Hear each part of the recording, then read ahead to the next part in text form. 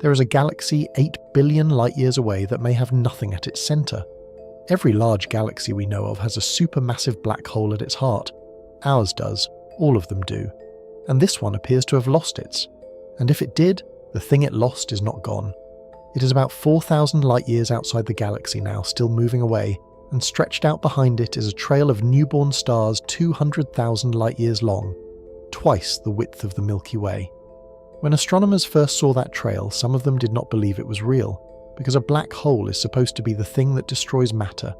So how is one out in the middle of nowhere making it? In 2024, the James Webb Space Telescope was pointed at the front end of that trail to settle the question, and by the end of tonight you will know exactly what it saw. Get cozy. Subscribe so you can join the next journey and stay with us, because the road there runs through a velocity that should not exist. And 4 words a scientist wrote about their own paper. Let's get into it.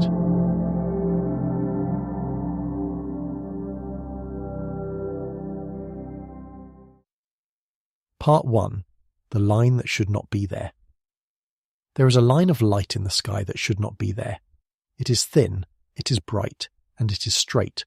Properly straight, the way a ruler is straight, running for a distance that would take a beam of light 200,000 years to cross. At one end of it sits a small compact galaxy. At the other end, the line simply stops. Not fades, stops. Nobody was looking for it. That is the first thing worth knowing about this story, because it sets the tone for everything that follows. In 2023, a team led by Peter van Dokkum at Yale was working through archival images from the Hubble Space Telescope, hunting for globular star clusters around a nearby dwarf galaxy. That is patient, unglamorous work. It involves scrolling through an enormous amount of sky, most of which contains nothing you care about, looking for small fuzzy dots that might be ancient balls of stars. You do it for hours. You do it for days. Your attention narrows to a very specific kind of object, and everything else in the frame becomes background. And then, in one of those frames, there was a streak. If you have never worked with astronomical images, your instinct here is probably wonder. If you have, your instinct is boredom, because the first explanation for a streak on a detector is always the same one. Cosmic rays, high-energy particles from somewhere out in the galaxy pass through spacecraft cameras constantly. A steady, unglamorous rain of them, far above the atmosphere that protects the rest of us. And each one that punches through a sensor deposits its energy along a short, sharp track. Every observatory in the world has software built specifically to find those tracks and throw them away, because otherwise every deep image would be scribbled over with them. A streak in a Hubble frame is, statistically, almost always a particle that had nothing to do with the sky at all. Cosmic rays have one very convenient property, though. They do not repeat. The particle passes through once. It deposits its energy once. It is gone. So if you want to know whether a streak is real, the test takes about 30 seconds. Open the next exposure of the same patch of sky, taken a few minutes later, and look at the same coordinates. If the streak was a particle, there will be nothing there. They opened the next exposure. The streak was there, in exactly the same place. They opened another one, still there. Every exposure of that field, the same line, in the same position, at the same angle. Which meant it was not an artifact of the camera, and it was not a particle passing through. It was something in the sky, 8 billion light-years away, and it had been sitting quietly in a public archive for years, waiting for someone to scroll past it while looking for something else. That made it real.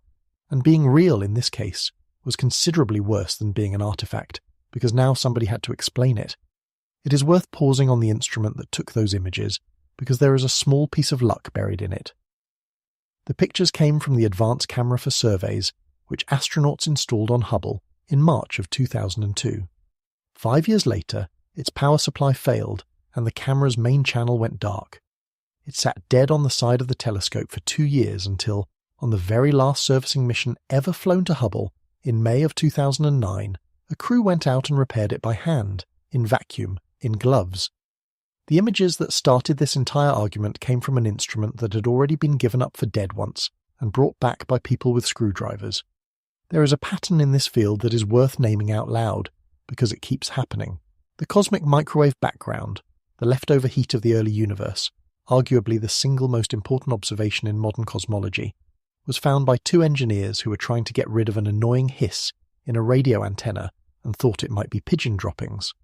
Pulsars were found by a graduate student who noticed a bit of scruff on a paper chart recorder and refused to accept that it was interference.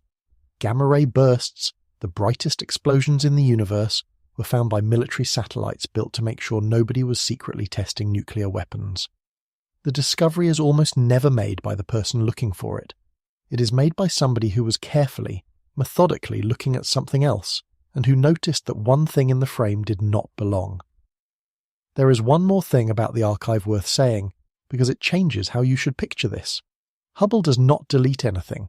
Every exposure the telescope has ever taken, going back to 1990, sits in a public database that anyone with an internet connection can download from for free.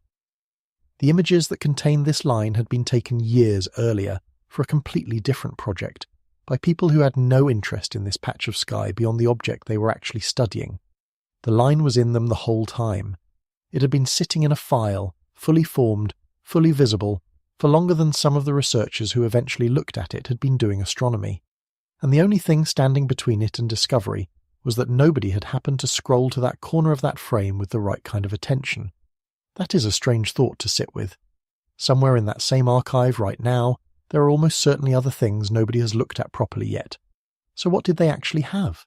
A thin, bright line of light, running away from a small compact galaxy, and terminating, not tapering, terminating, in a single bright knot at the far end. The galaxy sits at a redshift of 0.964, which is a piece of jargon worth converting because it carries the real weight here. Redshift 0.964 means the light we are looking at left, that object roughly 7.5 to 8 billion years ago. The universe was about half its present age. There was no sun. There was no Earth. The atoms that would eventually become the solar system were still scattered across some other part of some other galaxy, waiting to be gathered up. All of that happened after this light departed, and there is one detail in that description that should already be bothering you, even before anyone starts talking about black holes. The line stops. Everything in space fades. That is almost a rule. Galaxies do not have edges. Their light drops off smoothly and gradually until it disappears into the background, and where you draw the boundary is a matter of convention rather than physics. Gas clouds have wispy, ragged margins, tidal streams, the long ribbons of stars torn off small galaxies as they fall into big ones, thin out and dissolve. Structures in the universe end the way a fog ends, which is to say they do not really end at all, they just become indistinguishable from what was already there. This one has a leading edge. When the team later obtained much deeper images, they measured the drop. The surface brightness falls by more than a factor of 40, right at the tip with a confidence of 95%. 40 times fainter, immediately. Not over a few thousand light years. Right there. Something is happening at that point. Something is making a boundary in a place where there is no reason for the universe to have one. I want you to hold on to that, because it is the single thread that runs through everything else tonight. Not the size, not the speed, not the mass. The fact that a thin line of light 200,000 light years long has a front end. There are, in the published literature, 3 different explanations for what that front end is. 2 of them are ordinary. One of them is the reason this video exists, and what makes this story genuinely unusual, what makes it worth 2 hours of your evening, is that the argument between them is not a historical argument that has already been settled and can now be recounted with the answer in hand. It is live. It is happening right now. The most recent paper in the exchange was published this year, and it uses exactly the same data as the paper it contradicts. A few thousand particles of light left an object before the Earth existed, crossed 8 billion years of expanding space, and landed on a detector 1.5 million kilometers above our heads.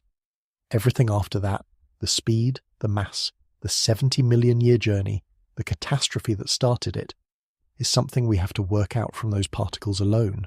Nobody's going there. Nobody's ever going there. The entire object for us is a smear of light and whatever we can reason out of it. And the reasoning starts with a question that sounds almost childish and turns out to be the hardest one in the file. Why is it straight? Part 2. What straight means at this scale.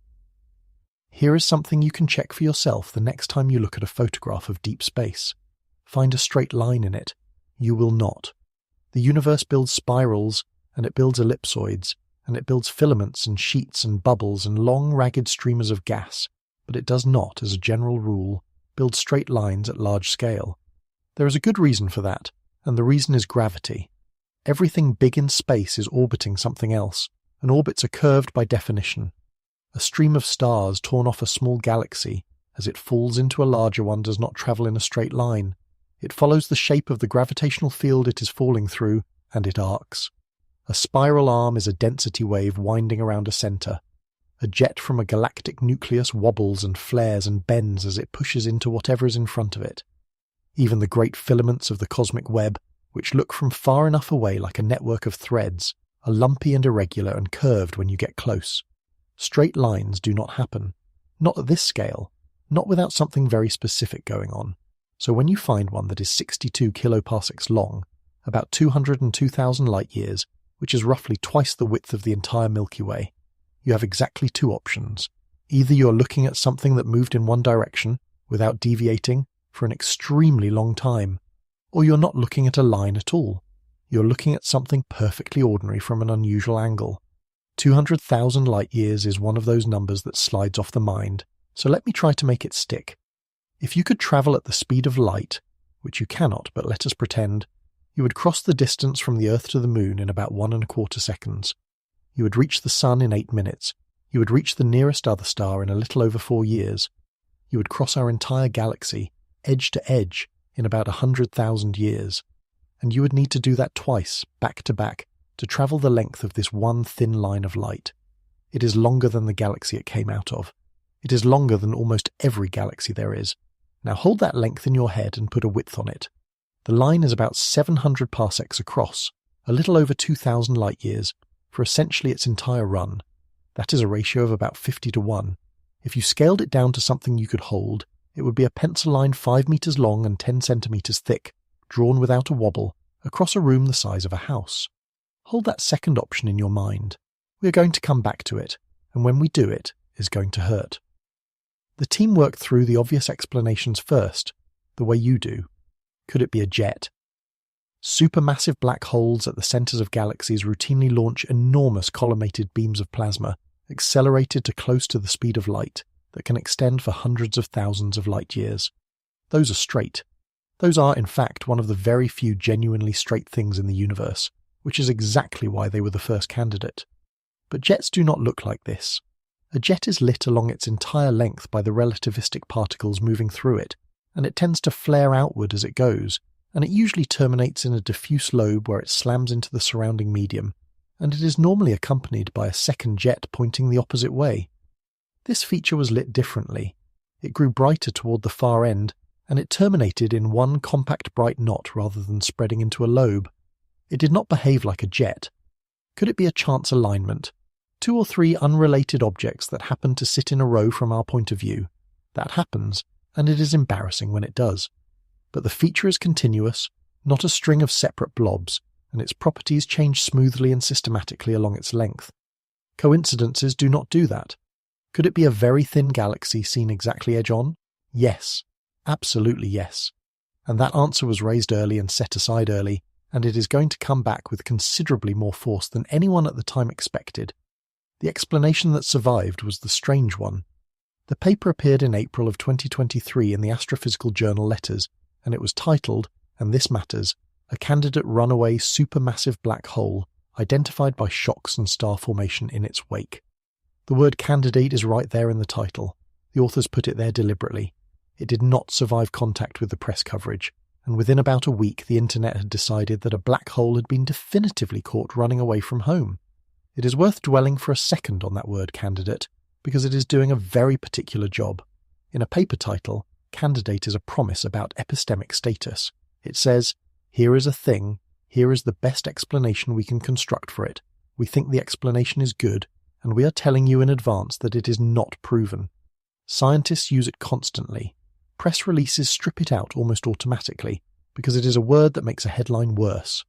The object even picked up a nickname in the coverage. You will see it called RCP-28 in articles from that year, after the catalogue designation of the little galaxy at the end of the line. That nickname does not appear anywhere in the papers that came later. It is a creature of the press cycle, which is worth knowing if you go looking for this object yourself. What the paper actually proposed was this. Something extremely massive had been thrown out of that small galaxy at the near end of the line, and was now moving through the thin gas of the galaxy's outer halo fast enough to compress it, heat it, and make it glow. The line was not an object. The line was a trail. The evidence they had was indirect, but it was not nothing. Spectra taken with the Keck telescope on Mauna Kea showed that the ratio between the light from doubly ionized oxygen and the light from hydrogen changed dramatically as you moved along the feature, from about 1 to about 10. That ratio is a diagnostic. Gas that is being ionized by young hot stars produces one range of values. Gas that is being ionized by a fast shock produces another. Getting both, in a gradient, along a single structure is exactly what you would expect if something violent were moving through and leaving a trail of ordinary star formation behind it.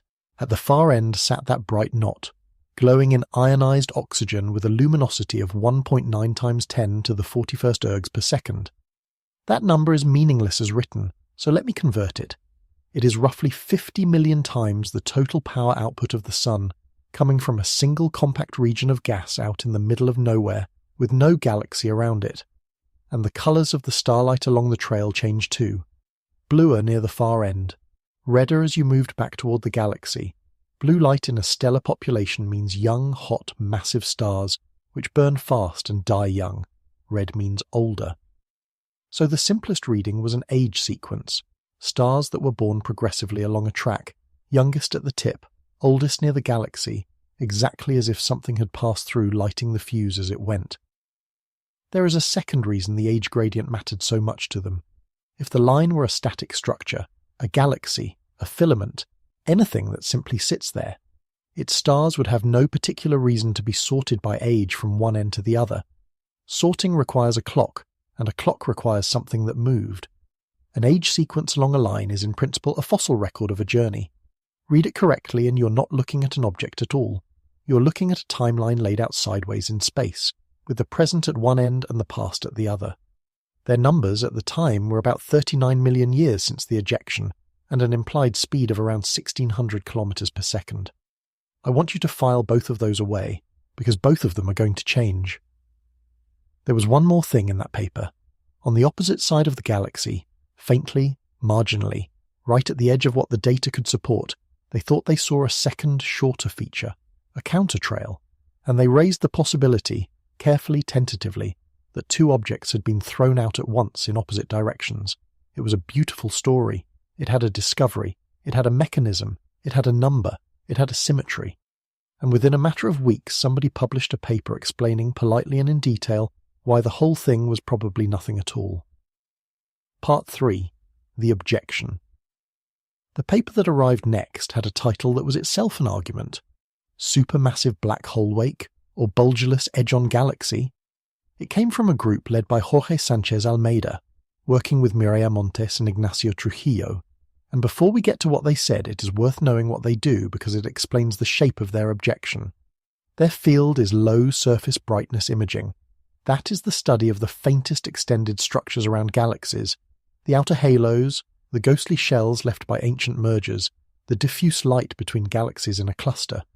It is a discipline that exists at the absolute limit of what a telescope can detect, where the signal you are after is a fraction of a percent above the background. And because of that, it is a discipline built almost entirely on learning not to believe faint things. Imperfect flat fielding produces structures. Scattered light from a bright star just outside the frame produces structures. Subtracting the background slightly wrong produces structures. People who work in low-surface brightness imaging spend their careers watching convincing, beautiful, entirely fake features appear in their data and then evaporate under a better reduction. They are not contrarians, they are professionally scarred. Their argument was one sentence long, and it was devastating precisely because it was so boring. At a redshift near 1, the optical filters on Hubble are not seeing optical light. They are seeing ultraviolet light. The universe has expanded while that light was in transit, stretching every wavelength along with it, so photons that left the object as ultraviolet arrive at us as visible red and near-infrared, which means that when you photograph a galaxy at redshift 0.964 through a normal Hubble filter, you are photographing what it looks like in ultraviolet. and what shows up in ultraviolet is young, hot, massive stars. Nothing else. Old red stars, which make up most of the mass of most galaxies, are essentially invisible. So an ordinary spiral galaxy, a thin disk of gas and stars, with the star formation concentrated in the disk plane where the gas is, will show up in ultraviolet as a thin, bright strip and nothing else. The bulge disappears because bulges are old. The halo disappears. What you're left with is the star-forming spine of the disk. It helps to make that concrete. Imagine photographing a city at night with a camera that can only see the light from street lamps, and nothing else. No windows, no headlights, no neon. You would not get a picture of the city. You would get a picture of the road network, a bright skeleton of the places where a particular kind of thing happens to be, with everything else in blackness. Ultraviolet imaging of a galaxy is very much like that. It does not show you the galaxy. It shows you where the newest stars are, and the newest stars live in the thin, gas-rich plane of the disk, in a layer that is a tiny fraction of the galaxy's total thickness. The word bulgeless is doing real work in their title as well. Most big spiral galaxies have a central bulge, a rounded swelling of old stars around the nucleus, which even in ultraviolet leaves a visible blob at the middle of the strip. A bulgeless galaxy has no such swelling. Its light is all disk. Seen edge-on, in ultraviolet, a bulgeless galaxy is a line with nothing interrupting it, which is precisely what the disputed feature looks like. And bulgeless disks are not rare curiosities. They are common, especially among lower-mass galaxies, and they were more common still in the earlier universe, which is exactly the epoch we are looking at. Now tilt that galaxy edge-on. You get a thin, bright, straight line. There are enormous numbers of bulgeless disk galaxies in the universe. A fair fraction of them are oriented close to edge-on, because orientations are random, and edge-on is not a special direction. The rival group's claim was not that the black hole scenario was impossible. It was that the ordinary scenario had not been ruled out, and that when you have one explanation requiring an ejected supermassive black hole and another requiring a common type of galaxy at a common angle, you should probably start with the second one. They followed it up with a second paper doing the energetics, and that one bit harder. Their argument there was about efficiency. A black hole ploughing through the thin gas of a galactic halo perturbs that gas, but not by very much. The halo is close to empty, and the perturbation is a nudge rather than a demolition. Getting that nudge gas to collapse under its own gravity and form stars is a big ask. Getting it to form enough stars to produce a 40 kiloparsec, 3 billion solar mass luminous trail, and to do it in 39 million years, requires the surrounding gas to have been in remarkably cooperative condition to begin with. Not impossible, but a lot of things all needing to be true at once. There is an asymmetry in that kind of argument that is worth naming, because it recurs throughout this entire story. The extraordinary explanation has to do all the work. The ordinary one only has to remain standing.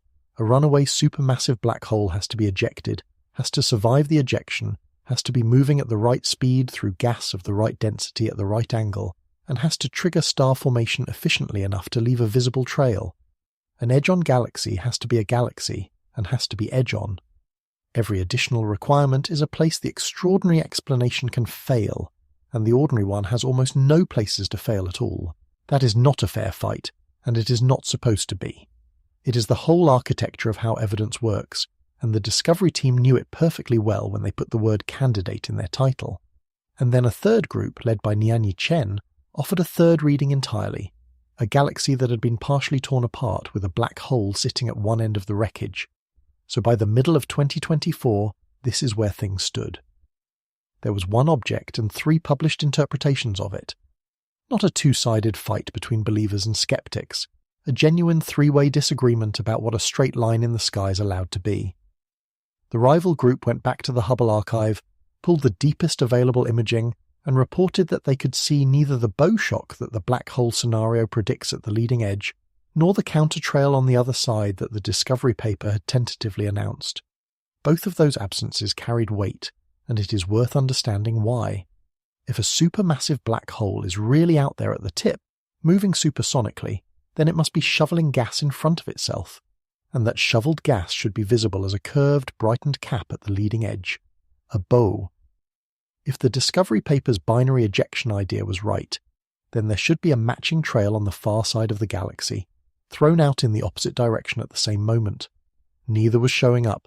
2 specific testable predictions of the exciting explanation, both apparently failing. The Discovery team, for their part, had not gone quiet. But there was no obvious way forward. Everyone was reading the same photographs. It is worth being clear-eyed about what kind of impasse this was. It was not a case of one side having better data. Both sides had exactly the same data, the same public Hubble images, the same Keck spectra, and both sides were competent, and both sides were arguing in good faith in the peer-reviewed literature. What they disagreed about was which of two possible worlds a set of pixels belonged to, and no amount of restating the existing evidence was going to move anybody. It is also worth saying plainly that neither group was doing anything unusual or unseemly here. This is not a feud.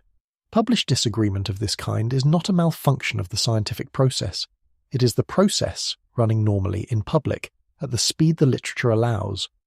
What is unusual is only that this particular disagreement is about an object dramatic enough that the rest of us were watching, which is the point at which science does the thing it is actually for. Both sides agreed on where to look. Part 4. Where the argument can be settled. The test they agreed on is the most satisfying thing in this entire story, and I want to lay it out carefully, because in a moment we're going to watch it fail in a way nobody predicted. Look at the tip. Everything hinges on that one point. The bright knot at the far end of the line, the place where the light stops. Because the two competing explanations make completely different, completely incompatible claims about what is physically sitting there. If the black hole scenario is right, that knot is a bow shock.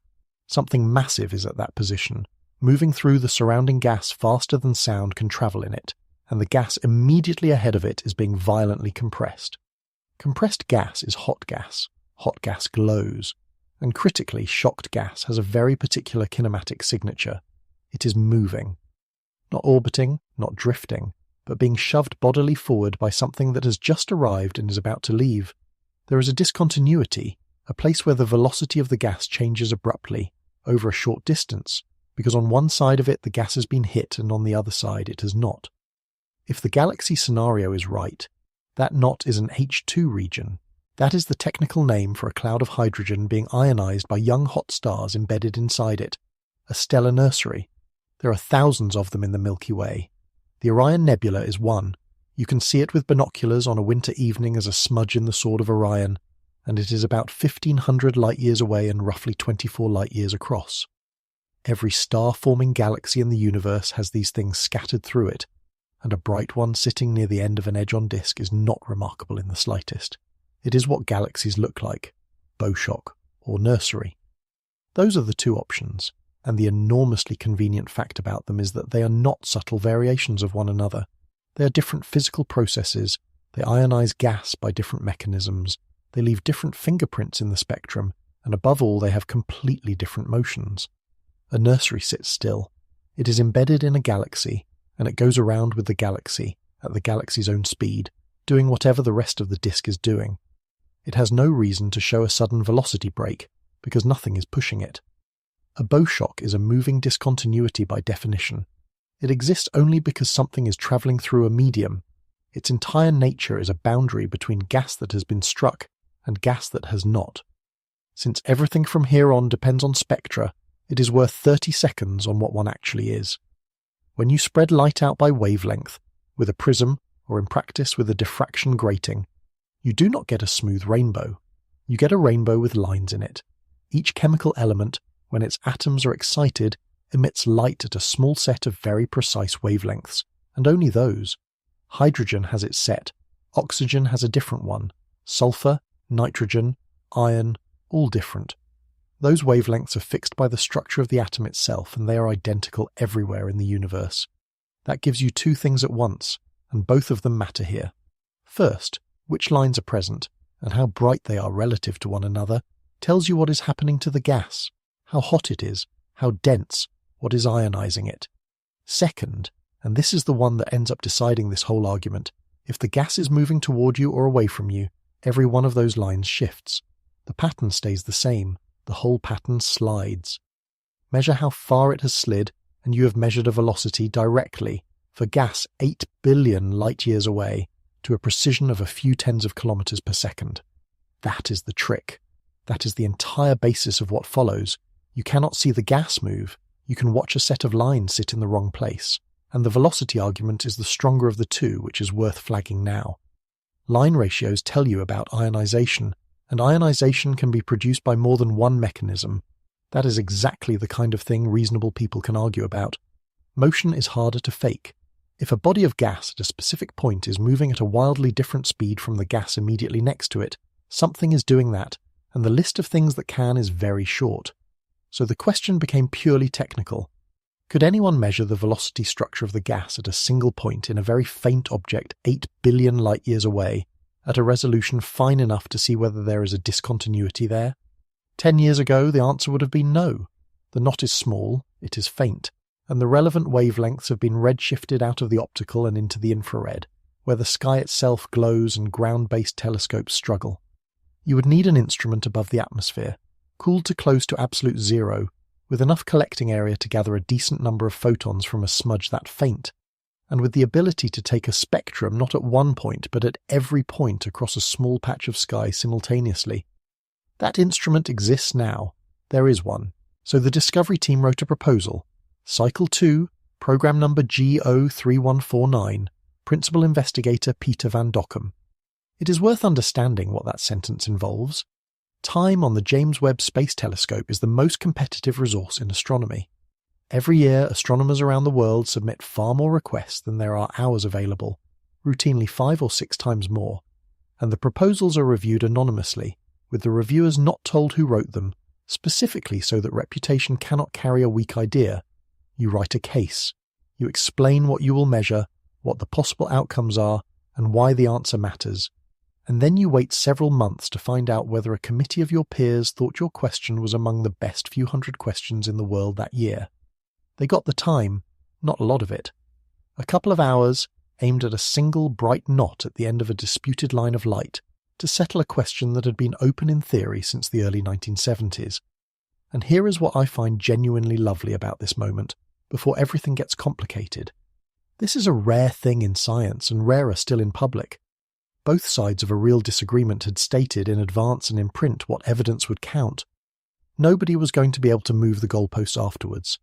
The observation was going to produce a spectrum at the tip, and that spectrum was going to look like a shock, or it was going to look like a nursery, and whichever it looked like, everyone had already agreed what it would mean. That is the ideal case. That is how the whole thing is supposed to work. The observation was made on the 24th of July, 2024. Part 5. 2 hours. In July. It was a Wednesday. I mention that because I think it is easy to imagine these moments as events, a countdown, a control room, people leaning toward a screen. It was not like that. On the 24th of July, 2024, a schedule that had been drawn up weeks in advance rolled around to a particular entry, and a telescope 1.5 million kilometers from Earth turned quietly to a set of coordinates and started collecting light. Nobody watched it happen. There was nothing to watch. The telescope sits at a place called the second Lagrange point, which is a spot on the line running outward from the Sun through the Earth, about 4 times further away than the Moon. It is a useful place to park something because the gravity of the Sun and the Earth combine there in a way that lets an object keep pace with our orbit rather than falling behind. And critically, from that position, the Sun, the Earth and the Moon are all in roughly the same direction. That means you can put a sunshade between yourself and all 3 of them at once. The James Webb Space Telescope's sunshade is the size of a tennis court, made of 5 separate layers of a plastic film thinner than a human hair, each one coated in aluminium. The side facing the Sun runs at around 85 degrees Celsius. The side facing away is at about -233. Behind that shade, the telescope's mirrors and instruments sit at a temperature close to 40 degrees above absolute zero, colder than anything in nature at that distance from a star, and they have to, because the whole point of the observatory is to see infrared light, and anything warm glows in infrared. A warm telescope trying to observe the infrared sky is a person trying to see a candle while holding a floodlight. The mirror itself is worth a sentence, since it is the reason any of this is possible. It is 6.5 meters across, made of 18 hexagonal segments of beryllium coated in a layer of gold, about 1,000 atoms thick, and it had to be folded up like origami to fit inside a rocket, and then unfolded, in the dark, autonomously, with no possibility of repair, over the course of 2 weeks in early 2022. 344 separate things had to work perfectly for the telescope to function at all, and every one of them did. Every observation it has made since, including this one, is drawing on that. The instrument used that day was the near-infrared spectrograph. Everyone calls it NIRSpec, and it was used in a mode that is worth explaining properly, because it is the reason this observation could answer the question at all. Ordinary spectroscopy works by putting a slit in front of the detector. Light from one narrow strip of sky goes through the slit, gets spread out by wavelength, and you get a spectrum, one spectrum for one place. If you want a spectrum somewhere else, you move the telescope and do it again. An integral field unit does not do that. It takes a small square patch of sky and slices it up optically so that every individual point in the patch gets its own spectrum, all at the same time, all in one exposure. What comes out is not an image and not a spectrum. It is a cube. Two of the cube's dimensions are position on the sky. The third is wavelength. And a cube is an extraordinarily powerful thing to have. Slice it at one wavelength, and you get an image of the object in the light of a single element. Slice it at one position, and you get a spectrum of that exact spot. Or, and this is the one that matters tonight, slice it along a line running through the object, and plot wavelength against position, and you get a map of how the gas is moving as a function of where you are looking, every velocity at every point in one dataset. The setup was careful. 2 separate pointings placed symmetrically on either side of the linear feature, half an arcsecond downstream of the tip. The picture elements of the instrument are 1/10 of an arcsecond across, which is actually slightly too coarse for the telescope's own optical sharpness, so each pointing used a 4-position dither pattern, nudging the telescope by tiny amounts between exposures and combining the results to recover finer detail. There is a reason the 2 pointings were placed on either side of the feature rather than directly on it, and it is a piece of practical cleverness worth admiring. By subtracting one pointing from the other, you cancel almost everything that is common to both: detector artifacts, sky background, scattered light, while the object itself, which is only in one of them, survives. Then you take a copy of that difference, shift it by exactly the separation between the pointings, flip its sign, and add it back. What you end up with is a clean positive image of the feature sitting in the middle of the frame, flanked by 2 negative ghosts of itself. It looks strange. It works. A great deal of modern astronomy is arithmetic performed carefully on noise. The reduction itself used a standard pipeline with one extra step, a correction for a particular kind of electronic noise that runs in stripes across the detector. The authors note, with what reads a little like relief, that their finished cubes showed none of the low-frequency ripples that plague a lot of data from this instrument, which is to say the data were clean, and neither side of the argument that followed has ever suggested otherwise. The grating and filter combination captured wavelengths from about 0.97 to 1.89 microns as they arrive here. Because everything from this object has been stretched by the expansion of the universe on the way, that corresponds to about 0.49 to 0.96 microns in the object's own frame, which is to say, the visible band and a little beyond. Within that range sit the emission lines of doubly ionized oxygen, of hydrogen alpha, of singly ionized nitrogen, of singly and doubly ionized sulfur. All the diagnostic lines you would want. Not quite all of them, as it happens. There is one line that falls outside the range, hydrogen beta. That is a small, technical, boring fact, and I am going to leave it sitting there for now. Remember that it is there. We will come back to it at the very end, and when we do, it will turn out to matter more than almost anything else in this video. The exposure time was 3,549 seconds on each of the 2 pointings, 7,089 seconds in total. That is 1 hour, 58 minutes and 9 seconds, slightly under 2 hours. Everything that follows, the conformation, the velocity, the mass, the reconstruction of a merger that happened 70 million years ago, the claim that a 50-year-old prediction had finally been vindicated, rests on slightly under 2 hours of one machine's time. I want that number lodged somewhere accessible, because it is going to come back and turn over. Alongside the spectroscopy, the same team also collected something else: 12 orbits of Hubble time, using its ultraviolet and visible camera through 2 very wide filters for a total of just under 29,900 seconds of exposure. Subtracting one filter from a scaled version of the other leaves you with an image centered in the object's own frame at about 1400 angstroms, deep ultraviolet, A map, in other words, of exactly where the youngest and hottest stars along that line actually are. Then the data came down and went through the pipeline, and somebody opened the cube, and there was one thing in it that was very difficult to argue with. Part 6. The jump. To understand what they found, you need to be able to read one particular kind of plot. It is called a position-velocity diagram, and it is the workhorse of this entire field. The idea is simple. You take your data cube and you run a line through the object, along the structure from one end to the other. Then you build a plot where the horizontal axis is position along that line and the vertical axis is velocity. How fast the gas at each point is moving toward you or away from you. Every place where there is glowing gas puts a mark on the plot. What you end up with is a picture, not of what the object looks like, but of what it is doing.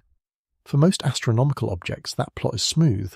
A rotating galaxy makes an elegant S shape, because one side of the disk is coming toward you, and the other is going away. An expanding shell makes an ellipse. A quiescent cloud makes a horizontal band. Nature is mostly continuous, and continuous things make continuous curves. So let me put you in front of this one. Imagine standing at the plot. Position runs left to right, out along the line of light toward its far end. Velocity runs up and down. The gas draws itself as a ribbon of emission, and you start at the left near the galaxy, and you walk your eye rightward along it. The ribbon holds steady. It drifts a little, gently, the way anything real does. You pass 10 kiloparsecs, 20, 30, 40. The ribbon is doing nothing dramatic. It is a long, patient, slightly sloping band, and if you had been shown only this section, you would find it entirely unremarkable. 50 kiloparsecs, 60. You're almost at the end now, and then, in the very last tenth of an arcsecond, in a single step across the plot, in less than the width of your fingernail on the printed page, the ribbon breaks. It jumps. It does not curve. It does not bend. It does not smear. It goes from about minus 600 kilometers per second to about plus 50, and then it stops, because there is nothing beyond it. 600 kilometers per second across 1 kiloparsec. Let me contextualize both halves of that. 600 kilometers per second is about 2.2 million kilometers an hour. It is a speed at which you would cross the entire United States in under 5 seconds. And 1 kiloparsec is about 3,260 light years, a distance it takes light itself more than 3 millennia to cross, which is longer than recorded human history. It is worth understanding how small a tenth of an arcsecond is, because the number sounds abstract and the reality is not. An arcsecond is 1/3600th of a degree. There are 360 degrees in a full circle around the sky. A tenth of an arcsecond is roughly the angle subtended by a £1 coin held about 50 kilometers away. That is the angular scale on which this measurement was made, and at a distance of 8 billion light years, that tiny angle still corresponds to a physical gap of 3,000 light years, because everything about this object is enormous. There is a lesson buried in that conversion which is worth pausing on. Astronomy at these distances is a business in which absurdly small angles map onto absurdly large distances, and the two absurdities cancel to produce something a person can reason about. The precision required to see the step is a precision no ground-based telescope could deliver through the atmosphere, and the thing the step describes is bigger than most of what you can see in the night sky. So the picture is this.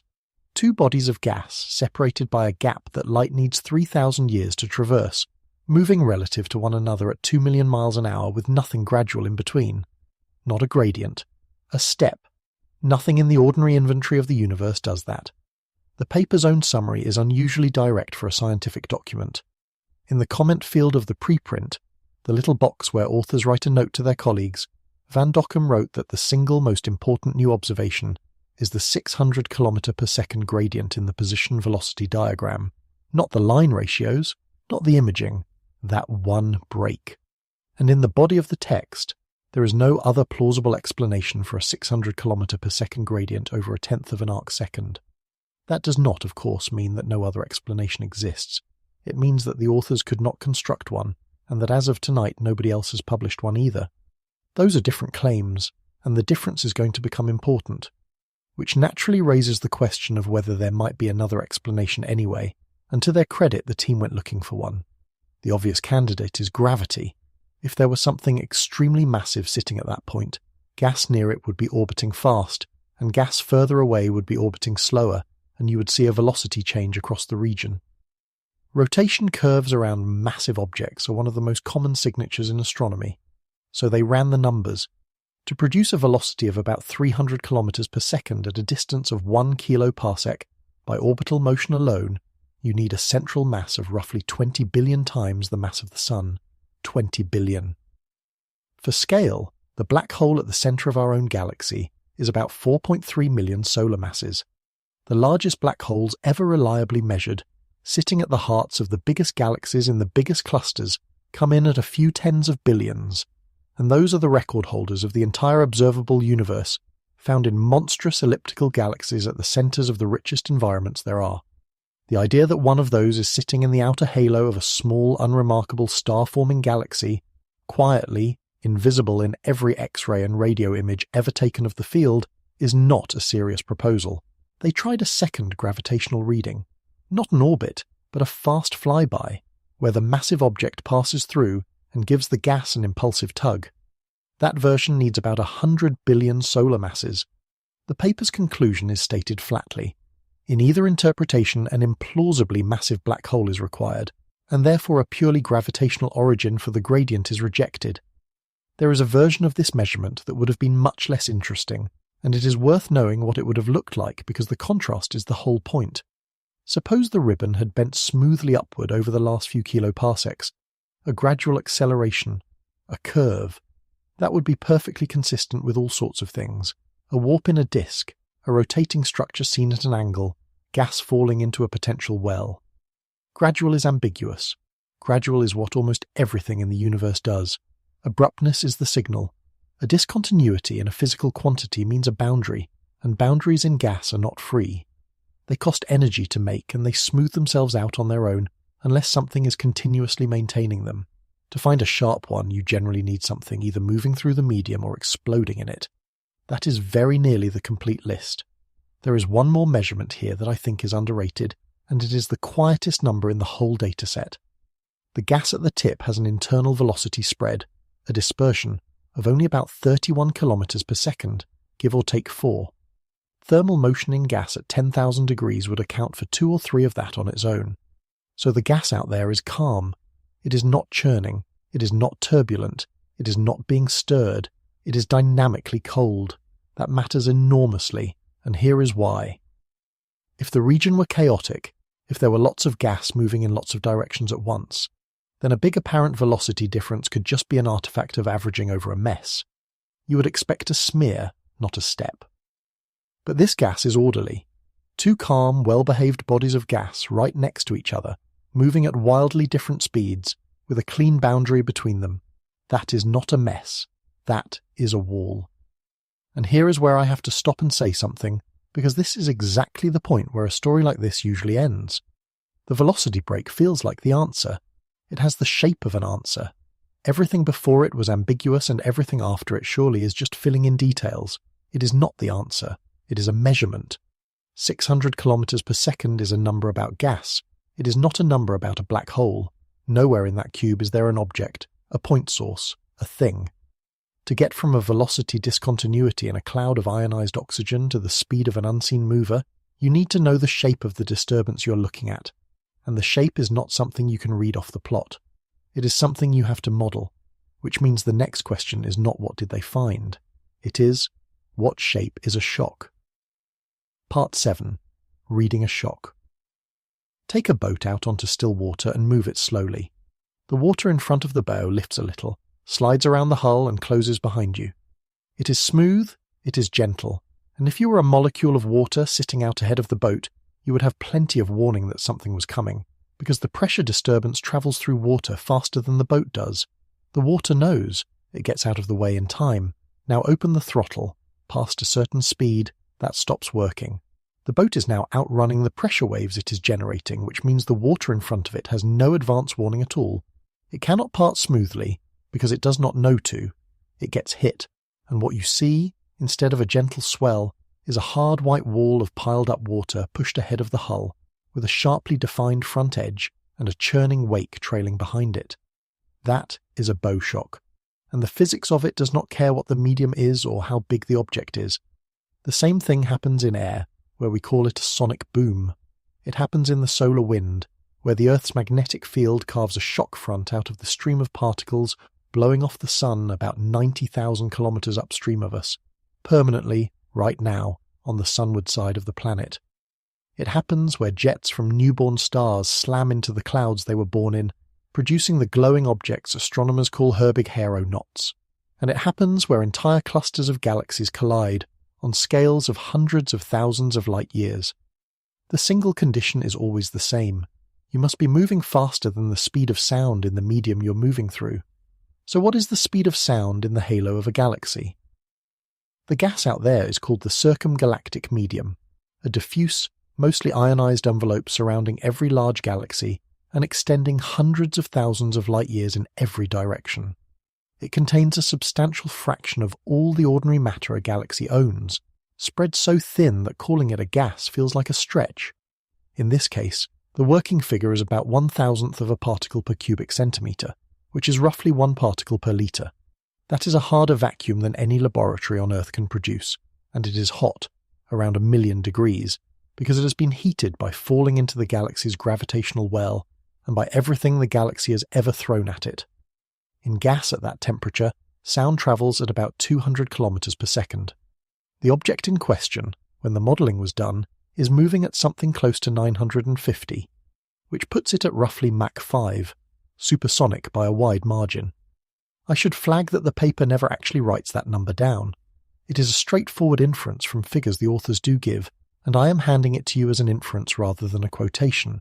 So, a bow shock. Now we need its shape, because the shape is what converts a measured velocity into an object's speed. The standard solution for this was worked out in 1996 by Francis Wilkin, and it has been used ever since for everything from stellar winds to cluster mergers. The essential picture is a curved shell wrapped around the moving object, tightest at the front and flaring backward into a long wake. Gas that hits the shell head-on gets the full force of the collision. Gas that hits it further round the curve strikes at a glancing angle and gets much less. So the shock is not one thing with one property. It is a continuously varying surface, strongest at the nose and weakening as you go back. That gives you two distinct flows to keep separate, and separating them is the trick that makes the measurement work. There is gas sliding tangentially along the surface of the shell, and near the nose that gas is moving fast, a substantial fraction of the object's own speed. Because the shell is curved, some of that gas is sliding toward you and some of it away, depending on which side of the shell you happen to be looking through. That produces a velocity spread at the tip, symmetric about the centre, and it is the reason the ribbon on that plot suddenly splits and jumps, and there is gas in the wake behind, which has been struck, compressed, and dragged downstream. That gas shares a single bulk velocity, and it is that bulk velocity that persists for tens of thousands of light years back along the trail. Now the crucial number. When a strong shock passes through a gas, it compresses it, but there is a hard ceiling on how much. For ordinary gas of the kind that fills the universe, no matter how violent the shock, the density cannot rise by more than a factor of 4, not 4 in practice, 4 in principle. That ceiling falls straight out of the 3 conservation laws, mass, momentum and energy, applied across the shock front, and there is no way round it.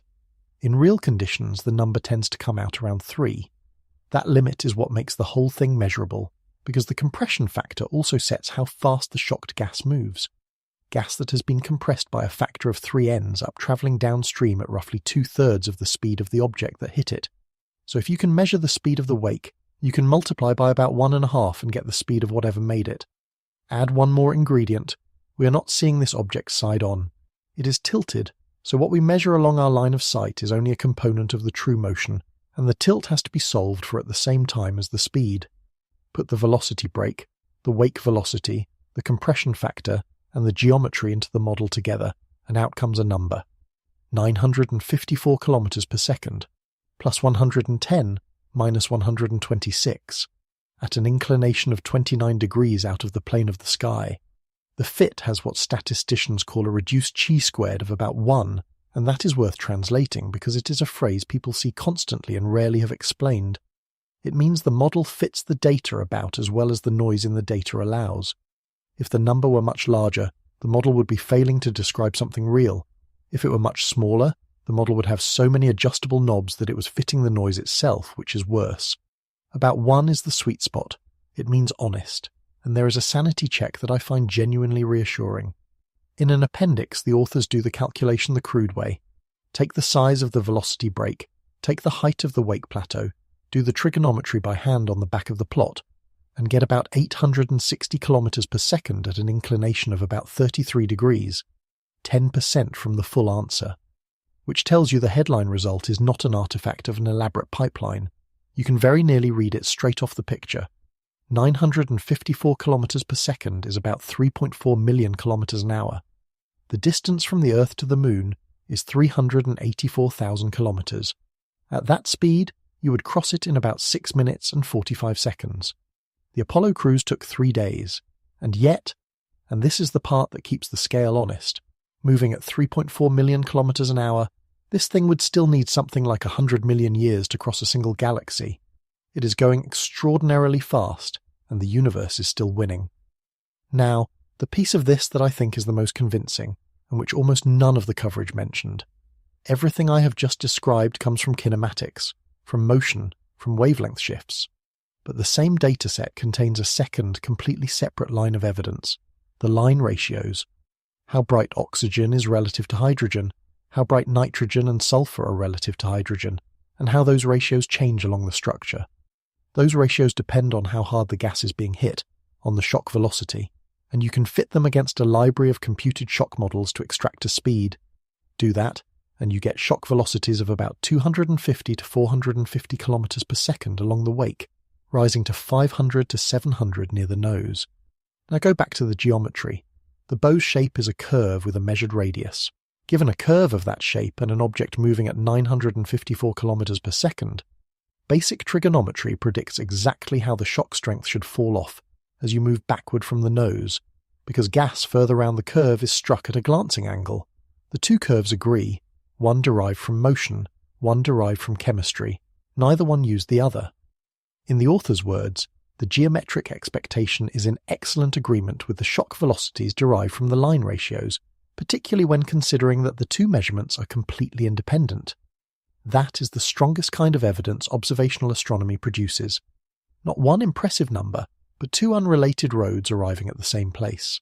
And it lets us come back to the question we started with. Why is the line straight? Not because anything is holding it straight. Nothing is guiding it. Nothing is steering it. There are no rails. The line is straight because the medium it is passing through is far too thin to push back meaningfully, and because nothing behind it has had time to bend it.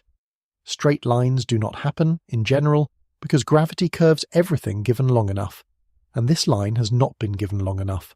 Straightness here is not a sign of order, it is a sign of speed, which leaves one final thing that ought to be bothering you. Everything we have measured so far is gas. The oxygen, the hydrogen, the shock, the wake, the velocity break.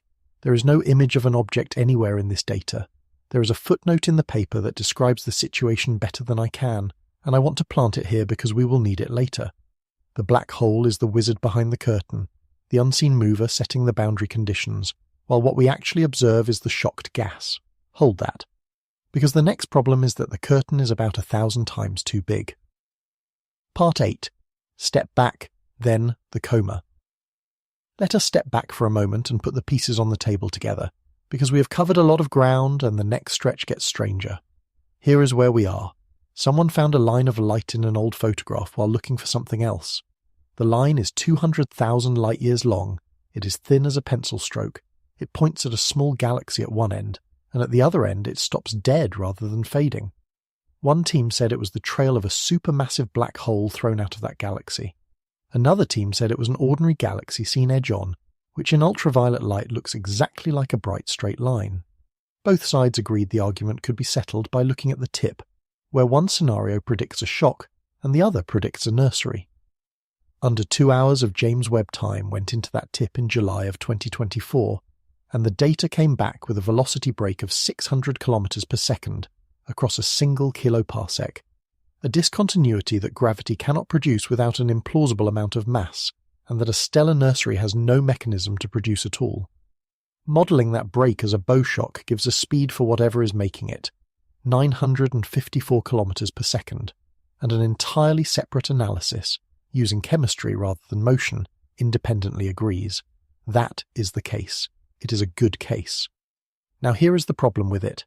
The size of a bow shock is not arbitrary. It is set by a balance. On one side, the ram pressure of the oncoming medium pushing back. On the other, whatever the moving object is pushing forward with. Where those two match, you get the standoff distance, the gap between the object and the nose of the shock it drives. For this object, the standoff distance is about 1.2 kiloparsecs, roughly 4,000 light-years. So what is doing the pushing? If a black hole has no outflow, if it is simply a mass moving through gas, then the only thing it pushes with is gravity. And gravity's relevant scale here is called the accretion radius.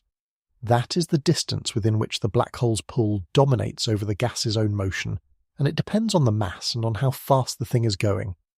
For a black hole of around 20 million solar masses moving at 1,000 kilometers per second through this medium, the accretion radius works out at about 0.2 of a parsec. 0.2 of a parsec, against an observed standoff of 1,200 parsecs. That is a factor of 6,000, 4 orders of magnitude. Whatever is holding that shock open, it is not the black hole's gravity, and it is not close. It is worth appreciating how much that one number is doing. The accretion radius is not an obscure quantity. It is the standard scale on which a compact object interacts gravitationally with gas around it, worked out in the 1940s by Hermann Bondi and Fred Hoyle, and used ever since. And it scales in an unhelpful direction here. The faster the object moves, the smaller it gets, because fast-moving gas spends less time near the object and is harder to capture. So the very speed that makes the shock impressive is the speed that makes gravity irrelevant to its size. The object cannot hold on to anything at a kiloparsec. At a kiloparsec it barely exists as far as the gas is concerned. The obvious fix is a wind. Plenty of black holes launch outflows, material blown off an accretion disk at high speed, and a wind would push back against the incoming gas and inflate the standoff distance enormously. So the authors did the arithmetic on that too. To sustain a standoff of a kiloparsec, you need a mass outflow of about 1/4 of a solar mass every year at 1,000 kilometers per second. Push the wind speed up to 3,000, genuinely fast, the upper end of what black hole winds do, and you still need about 1/10 of a solar mass per year. Over the roughly 70 million years this structure has existed, that is about 10 million solar masses of material that the black hole would have to be blowing away. And it does not have 10 million solar masses. When a black hole is ejected from a galaxy, it can drag some gas with it, the innermost part of its disk, whatever was bound tightly enough to keep up. But the maximum you can carry away for an object of this mass at this speed is a few million solar masses, total, and that is the entire supply for 70 million years of continuous blowing. The tank would have run dry a long time ago, so the shock is far too big for gravity, and there is not enough fuel for a wind. Something is wrong with the picture, and the resolution the authors propose is, I think, the most elegant idea in the paper. The black hole does not need to be blowing anything. It needs a coma. Here is the mechanism. As the object plows forward, it sweeps up circumgalactic gas. That gas gets shocked, which means heated, to well above 1,000,000 degrees. Hot gas has pressure. That pressure pushes outward in every direction, including forward against the next lot of incoming gas. And because the object keeps moving, it keeps sweeping up new material, which keeps getting heated, which keeps supplying pressure. The structure feeds on the thing it is ploughing through. It does not need a reservoir because it is not spending one. The gas it is using is the gas that is arriving. Once the geometry settles into balance, it holds, and it holds for as long as the object keeps moving through a medium of roughly constant density, which in the outer halo of a galaxy is a very long time. In the author's own phrasing, the bow is maintained by the thermal pressure of the shocked and recycled circumgalactic medium at the apex, and likely persists in a quasi-steady state for tens of millions of years. No wind source beyond the circumgalactic medium is required to sustain the bow. I find that quietly remarkable. The black hole is not powering this structure. The structure is powering itself out of the material in front of it, and the black hole's only job is to keep moving and to hold the whole arrangement centered with its gravity so that the stagnation point does not wander off. The comparison the authors reach for is not a star. It is a galaxy cluster. When one cluster of galaxies falls into another, the dense core of the infalling one plows through the hot gas of the larger, and it produces exactly this: a compressed, pressurized front with a bow shock ahead of it, sustained by the material it is displacing. Able 3667 shows one. The bullet cluster, the famous one, the image that is used in every dark matter lecture, shows one so cleanly that you can see the shock front as a sharp edge in the X-ray image. Those structures are hundreds of thousands of light-years across, driven by masses trillions of times the sun's. And at the other end of the scale there is Mira. Mira is a pulsating red giant star in the constellation Cetus, 400 light-years away, and it has been known and watched for 400 years. In 2007, an ultraviolet survey satellite called GALEX pointed at it and found something nobody expected. A tail, 13 light-years long, streaming behind the star like a comet's. Mira is moving through the local interstellar medium at about 130 kilometres per second, shedding gas as it goes and leaving a trail of it strung out behind. Its standoff distance is about 1/10 of a parsec, roughly 10,000 times the radius of the star itself. Same shape, same physics, different by a factor of 100 billion in mass. That is worth sitting with for a second, because it is one of the things about physics that never stops being satisfying. The equations do not know how big you are. A boat, a fighter jet, the Earth's magnetic field, a dying star, a runaway black hole, an entire cluster of galaxies. The geometry that comes out is the same geometry, scaled. There is one last technical detail before we move on, and it will matter at the very end of this story, so I want to plant it carefully. The light we see does not come from the shock front itself. At the shock front, the gas has been slammed to temperatures of 1,000,000 degrees or more, and gas that hot does not emit much in the visible lines we're measuring. The atoms are stripped too bare. What happens is that just behind the front, the compressed gas begins to cool, and as it cools, passing down through 100,000 degrees and then 10,000, it goes through a range where it glows brilliantly in exactly the lines that spectrographs are good at measuring. It is also, at that point, at its densest, so the emission comes from the cooling zone, sitting just behind the shock. Not the wall itself, but the region immediately downstream where the wall's energy is being paid back out as light. And in that cooling zone, something else starts happening. Part 9. The wake that makes stars. Stars are supposed to form inside galaxies. That is not a law exactly, but it is very close to a rule, and the reason is simple. You need gas, and you need it dense enough to collapse under its own weight, and both of those conditions are met inside galactic disks and essentially nowhere else. The space between galaxies is not empty, but it is close enough that nothing there has any business turning into a star, and yet here is a line of newborn stars, 200,000 light-years long, running through the halo of a galaxy at a place where the gas is about 1 particle per litre. Let me take you along it. Imagine you are riding just behind the nose of the shock. Ahead of you, the halo gas is sitting there doing nothing in particular, as it has for billions of years. A thin, hot, quiet medium at 1,000,000 degrees, so diffuse that a single atom might go a very long time without meeting another one. Then it hits the wall. In an instant it is compressed, and the temperature spikes, and it is dragged sideways and backward around the curve of the shell. Now fall back with it. Downstream of the nose, the pressure eases and the gas starts to lose its heat, radiating it away as light. 1,000,000 degrees, then a few 100,000. Then, as it passes down through about 10,000, the atoms begin recombining with their electrons, and the whole region lights up in the emission lines we have been talking about all evening. It is also now denser than it has been since it fell into this galaxy in the first place, and in a few places dense enough. A clump forms. It cools faster than its surroundings because dense gas radiates more efficiently, which makes it denser still, which makes it cool faster. The runaway that begins every star that has ever existed. Gravity takes hold. The clump contracts, heats at its core, and after some millions of years the center reaches 10,000,000 degrees, and hydrogen begins fusing into helium. A star switches on. Then another, a few light years back. Then a whole scattering of them. Then more, strung out behind something that is not there, in a line, over a distance twice the width of our galaxy. The mechanism behind this is worth explaining properly, because it also solves a second puzzle. It is called turbulent entrainment, and it is one of the more counterintuitive results in the physics of the interstellar medium. When a stream of cold gas moves through a hot medium, you would expect the hot medium to destroy it, to shred it and boil it away. And for a long time everybody did expect that. But if the cold stream is above a certain size, the opposite happens. A turbulent mixing layer forms at the boundary, hot gas gets pulled into it, and in that layer the hot gas cools and joins the cold phase. The cold stream does not evaporate. It grows. It eats the medium it is passing through. Which means the wake behind this object is not simply a trail of stuff that came out of the shock. It is a structure that has been steadily accumulating mass from the halo for tens of millions of years. And that explains something that had genuinely puzzled the Discovery team. Along the length of the line, the measured velocity of the gas falls from about 300 kilometers per second near the tip down to about 120 kiloparsecs further back.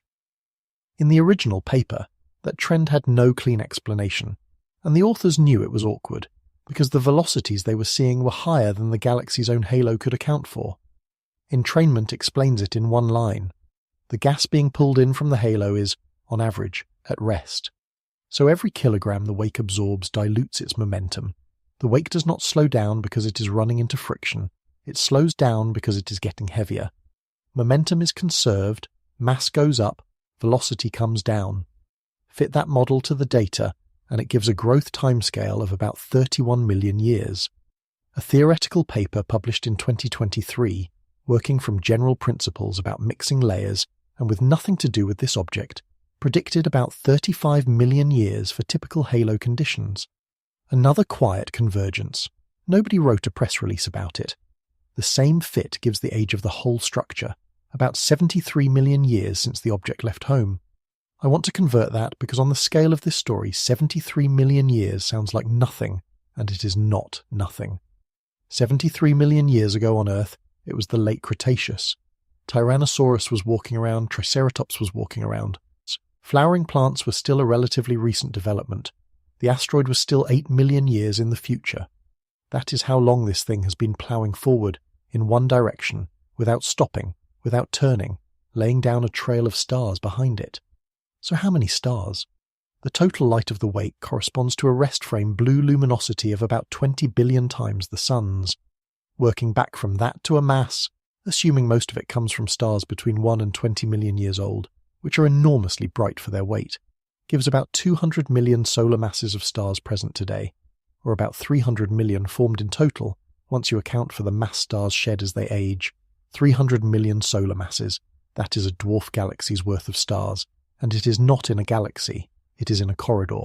Now, the honest part which I have been holding, the numbers do not quite work. The bow shock intercepts halo gas at a rate of about 7/10 of a solar mass per year. Over 70 million years, that is about 50 million solar masses swept up. Entrainment then multiplies that by roughly 6, giving about 300 million solar masses of gas gathered into the wake, which sounds like it matches beautifully, until you ask what fraction of gas actually becomes stars. The answer is not much and not fast. Even in the most violent starburst galaxies known, the gas depletion time, how long it takes to convert a reservoir into stars, is around 200 million years. Over the 70 million years available here, the maximum possible efficiency is something like 30%, which caps the stellar mass at about 100 million solar masses. The observed value is at least several times higher. The paper says so plainly, which I appreciate, and it offers 3 possible fixes, none of them comfortable. Perhaps the halo there is denser than assumed, which would raise the intake rate. Perhaps the bow's effective cross-section is larger, or perhaps, and this is the interesting one, the stars forming in this environment are not distributed in mass the way stars normally are. Here is why that would help. Whenever a cloud of gas fragments into stars, it produces a spread of masses, a very few heavy stars, a great many light ones. That distribution is remarkably consistent across most environments, which is one of the deep and slightly unnerving regularities of astrophysics. But the threshold mass at which a clump can collapse depends on temperature, and it depends on it steeply. In a hotter environment, small clumps cannot collapse.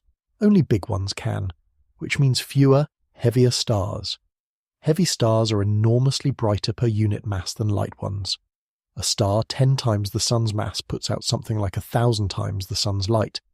So a population skewed toward heavy stars produces far more light for the same amount of material, and the mass gap closes. Is there precedent? Yes, and in 2 of the most extreme star-forming regions we can study up close. The 30 Doradus complex in the Large Magellanic Cloud and the central few hundred parsecs of our own galaxy. Both show signs of a top-heavy distribution. But it is a hypothesis introduced to close a gap, and the paper presents it as exactly that. This is not solved. There is one more thing about that trail of stars, and it is the thing I keep coming back to. None of them has a galaxy. They were not born in a disk. They will not settle into one. They were born in a corridor of gas that was compressed by something passing through, and they were born already moving, strung out over 200,000 light-years of otherwise empty halo.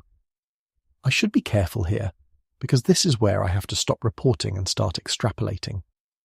No published paper on this object discusses what happens to those stars. It is not in the analysis, so what I'm about to say is a reasonable inference and nothing more.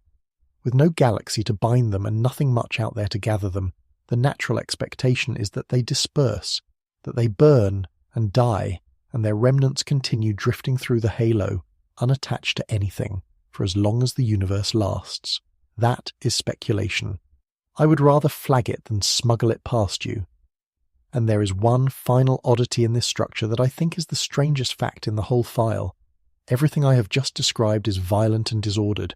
A supersonic shock, a turbulent mixing layer, cooling instabilities, clumps condensing, new stars igniting and blowing bubbles in their surroundings, chaos continuously for 70 million years, and the line stays about 700 parsecs wide, the entire way, an axis ratio of about 50:1, held over 200,000 light-years, 200,000 light-years of continuous violence, and what comes out the other side is a line you could draw with a ruler. Which leaves the question we have been avoiding. How heavy is the thing at the front? Part 10. Weighing something you cannot see. There are about 4 standard ways to weigh a supermassive black hole, and this object fails all of them. The best way is to watch stars orbit it. That is how we know the mass of the black hole at the centre of our own galaxy. 2 teams tracked individual stars looping around an invisible point at the galactic centre for over 2 decades, measured their orbits, applied Kepler's laws, and got 4.3 million times the mass of the Sun. It won a Nobel Prize in 2020, but it requires resolving individual stars, which we can do at 26,000 light-years and cannot do at 8 billion. The second way is to watch gas orbit it. If a black hole has a disk of gas swirling around it, you can measure how fast the near side is coming toward you and the far side going away and read off the mass. But this object does not appear to have a disk. Whatever it took with it, it has long since consumed or lost. The third way, reverberation mapping, works only for black holes that are actively feeding, by timing how long it takes a flicker in the central engine to be echoed back by gas further out. This one is not feeding in any detectable way. There is no significant X-ray signal at that position in the public Chandra data, and no radio signal in the public data from the Very Large Array. Whatever is there, it is quiet. The fourth way is the cheat. Use the relation between a black hole's mass and the properties of the galaxy around it. Black hole masses track the mass of the central bulge of stars remarkably tightly, typically coming in at a few tenths of a percent of it. It is one of the more surprising regularities in astronomy, an object a few light-hours across, keeping pace with a structure tens of thousands of light-years across, apparently because both grew together. But that method requires a galaxy, and this thing does not have one. That is the entire premise. That relation deserves a little more than a passing mention, because it is one of the strangest facts in galactic astronomy. A supermassive black hole is physically tiny compared with its galaxy. If you scaled the Milky Way down to the size of Europe, its central black hole would be smaller than a grain of sand. Its gravity has no meaningful influence beyond a few tens of light-years, and yet the mass of that grain of sand tracks the mass of the entire central bulge of stars across 4 orders of magnitude in galaxy after galaxy after galaxy, with remarkably little scatter. Nobody set out to predict that. It was found in the late 1990s, and it has been generating theories ever since, most of them involving the black hole and the galaxy regulating one another's growth through the energy the black hole dumps back into its surroundings when it feeds. The practical upshot for tonight is that the relation works in reverse. Measure a galaxy's bulge and you can predict its black hole. That prediction is exactly what is about to become the pivot of the argument. So, an unfeeding, invisible, galaxyless object at 8 billion light-years, there is no conventional way to weigh it. What the team did instead is I think the most inventive piece of reasoning in the paper, and it uses nothing but conservation of energy. Think about what the bow shock has been doing for 70 million years. Every second it runs into fresh halo gas, and it slams that gas from a standstill up to hundreds of kilometers per second. That takes energy. The gas is heated, some of that heat is radiated away as the light we are looking at, and the rest stays in the medium. Multiply the rate by 70 million years and you get a total energy bill. Now, where did that energy come from? There is nowhere else for it to come from. There is no accretion powering this. The object is dark. There is no external supply. The only energy budget in the system is the kinetic energy of the moving object itself. Everything that shock has heated, over the entire length of that line, has been paid for out of the object's own motion. So write down the object's kinetic energy, 1/2 its mass times its velocity squared, and insist that it be at least as large as the total heat deposited. The velocity is measured. The heating rate depends on the density of the medium and the size of the shock, both of which are measured. The only unknown is the mass. Solve it, and you get at least 10 million solar masses, more realistically a few tens of millions. I want to underline how few assumptions that involves. It does not require seeing the object. It does not require knowing whether it is feeding, or spinning, or what it is made of. It requires only that energy cannot be created, and that the shock has been running as long as the wake says it has. That is a measurement made almost entirely out of bookkeeping. It is also, and this is worth being upfront about, a lower limit rather than a measurement. The energy argument tells you the object cannot be lighter than a certain amount, because a lighter one would have run out of kinetic energy before finishing the job. It does not tell you it could not be heavier, so the number that follows is a flaw, cross-checked against an independent estimate, which is a perfectly respectable way to know something, but it is not the same as having weighed it. And then comes the coincidence that turns the whole result into an argument. Go back to the galaxy at the other end of the line, it still has a bulge of stars. Apply the standard relation between bulge mass and central black hole mass, and it predicts that this galaxy should host a central black hole of about 20 million solar masses. The energy budget of the wake says the thing at the far end weighs about the same. Sit with that for a second, because it is doing more work than it looks. If a black hole were ejected by a 3-body slingshot, 3 black holes in one nucleus, one thrown out, then the one that leaves is almost always the lightest of the 3 because it is the cheapest to accelerate. The escaper carries away a fraction of the total. The galaxy keeps the rest. Under that scenario, the object in the halo should weigh noticeably less than the galaxy's bulge implies. If instead a black hole is ejected by gravitational wave recoil, 2 black holes merging into one, and the merged object kicked out by the asymmetry of the radiation, then what leaves is everything. The remnant is the sum of both, and when it goes, the galaxy is left with nothing at all at its centre. The masses match, which points at recoil, and that has a consequence I find genuinely difficult to hold in my head.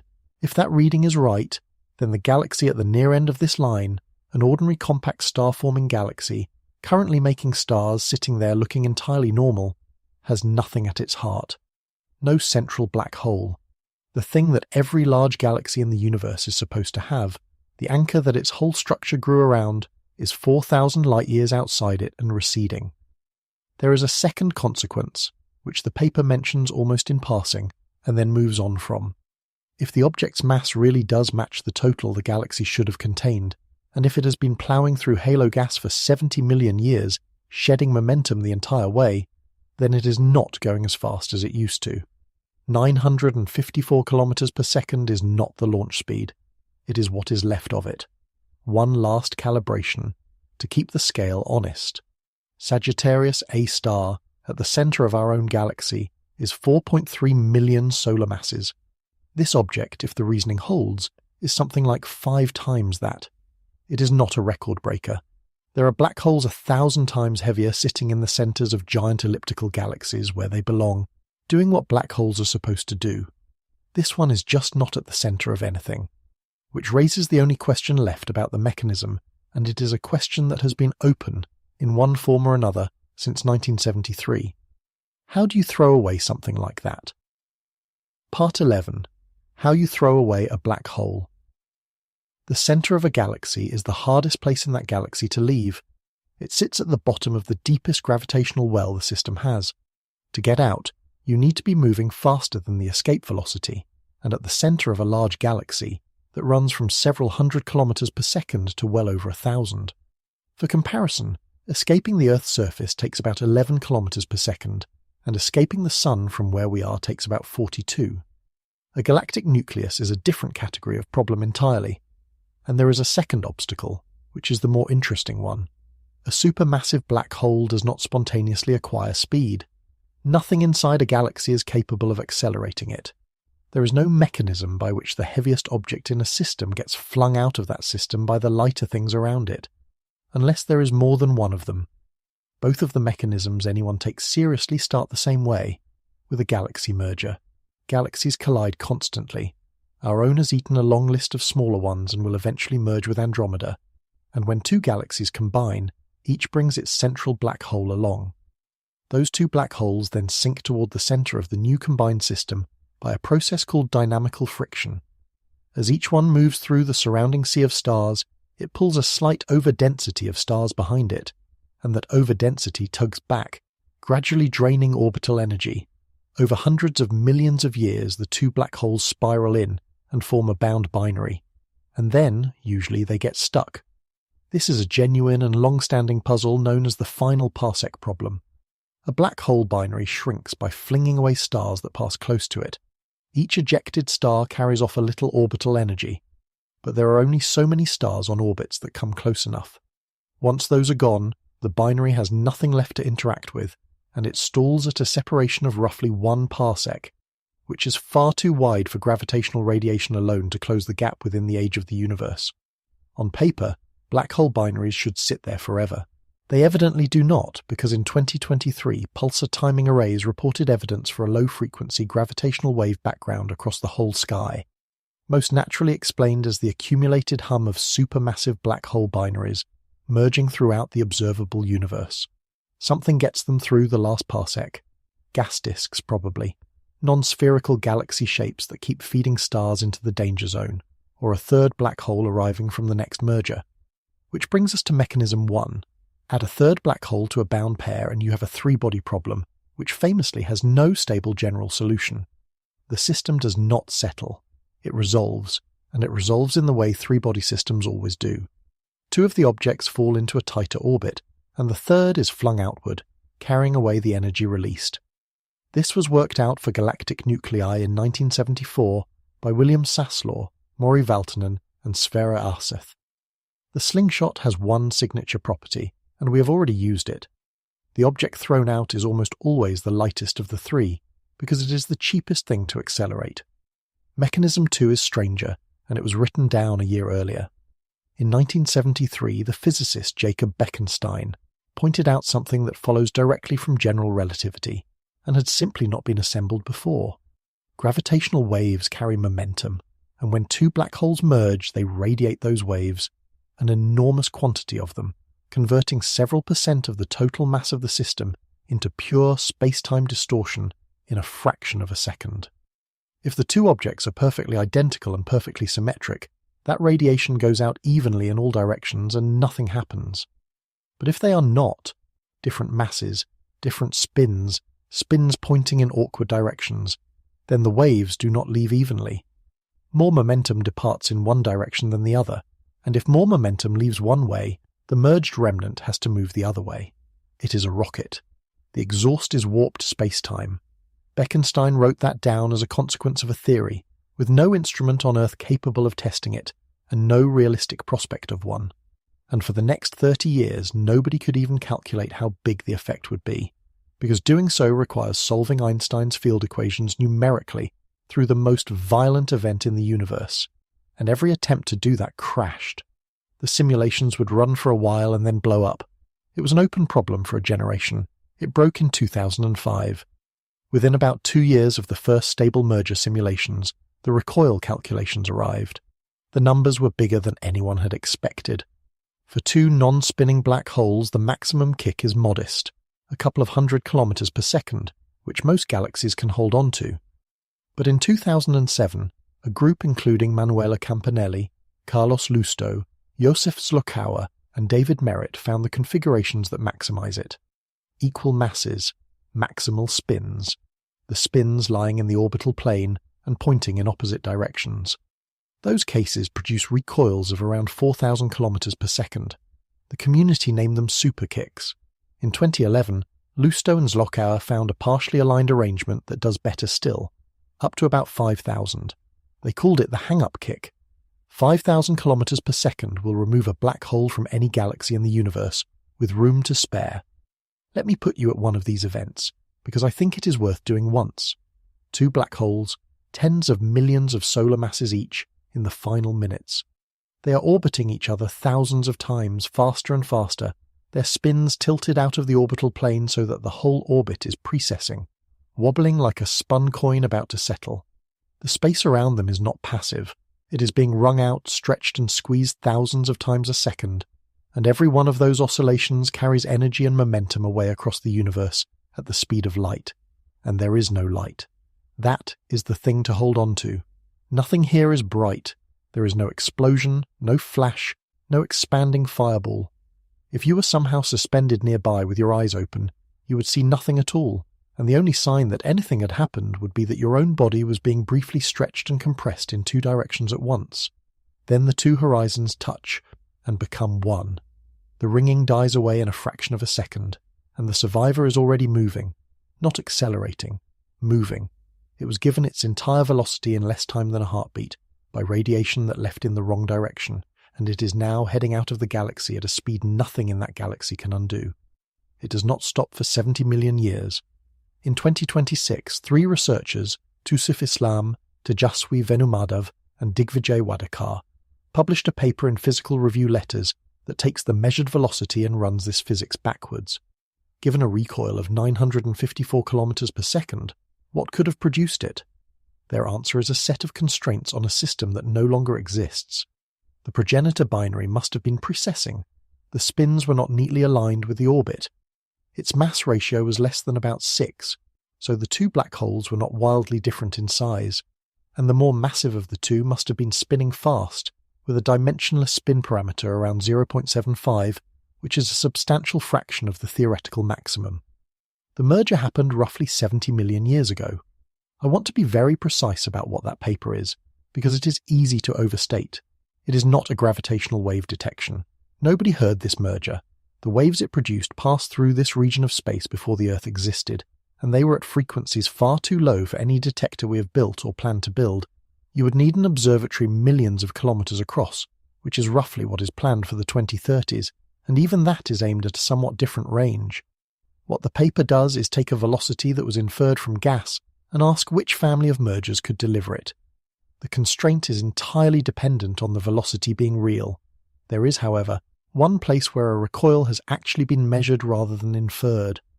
In 2022, a team led by Vijay Varma analysed the gravitational wave signal from an event catalogued as GW200-129, a merger of 2 stellar mass black holes detected by the ground-based interferometers, which showed unusually clear evidence of orbital precession. Using numerical relativity models, they constrained the kick given to the remnant, about 1,542 kilometers per second, with a lower bound of about 698 at 90% credibility. It was the first large kick ever measured for an individual gravitational wave event, and they went further, working out what it would mean for the remnant's future. Less than 0.5% chance that a globular cluster could have held onto it, under 8% for the denser environment of a nuclear star cluster. That object left home. We watched it leave, in the only way it is possible to watch such a thing. Completely different mass scale, identical physics, and, in a detail I find quietly satisfying, one of the authors of that measurement, Tusif Islam, is the lead author of the reconstruction of the merger that may have produced the object we have been discussing all evening. The same person, working on the only recoil we have heard, and on the only recoil we may have seen the aftermath of, which brings me back to Bekenstein. He wrote the recoil down in 1973. He had no way to test it, and no expectation that anyone would in his lifetime. He died in 2015, 4 months before the first direct detection of gravitational waves was announced to the world, and 7 years before anybody measured a kick in one. I do not think the interesting thing there is the tragedy of the timing. I think the interesting thing is more ordinary and in its way more consoling. A person can write down a true sentence about the universe, correctly, and simply not be there when it is checked. The sentence does not require them. It waits, unchanged for as long as it takes. 30 years, 50 years, however long it takes the instruments to catch up. So, the physics is real. The mechanism is real. Recoils happen, we have measured one directly, and astronomers have been waiting for an ejected supermassive black hole by name for half a century. Which is exactly why what happens next is so uncomfortable. Part 12. 50 years of almost. Astronomers have been looking for one of these for 50 years, and they have found several. That is the problem. Start with a quasar called 3C186. It sits about 8 billion light-years away, and it is odd in a specific way. The bright active nucleus is not where it should be. It is offset from the centre of its host galaxy by about 1.3 arc-seconds, which at that distance is roughly 11,000 light-years, and its broad emission lines, the ones produced by fast-moving gas very close into the black hole, are shifted relative to the narrow lines from the galaxy's outer regions by 2,140 kilometres per second, plus or minus 390. Displaced nucleus, displaced velocity. In 2017, the team that studied it concluded that the most likely explanation was a supermassive black hole recoiling away from the centre of its own galaxy at around 2,000 kilometres per second, dragging its broad-line gas with it. Then there is a quasar in the Sloan Survey Catalogue, SDSSJ 0927 plus 2943, reported in 2008. Its spectrum contains two entirely separate sets of emission lines, one narrow set at the galaxy's velocity and a second set, broad hydrogen lines and some unusual high ionization forbidden lines, blue shifted by 2,650 kilometres per second. The natural reading is a black hole ejected from the nucleus, carrying its innermost gas along with it and leaving the outer nebular gas behind. Beautiful, if true. It has been contested ever since. Some groups read it as two galaxies in the process of merging. One paper argued it was essentially a well-known nearby object seen at much greater distance. Then CID-42 in the Cosmos survey field at a redshift of about 0.36. Hubble resolves two compact bright sources sitting inside the same galaxy, and there is a velocity offset of about 1,300 kilometres per second between the broad and narrow lines.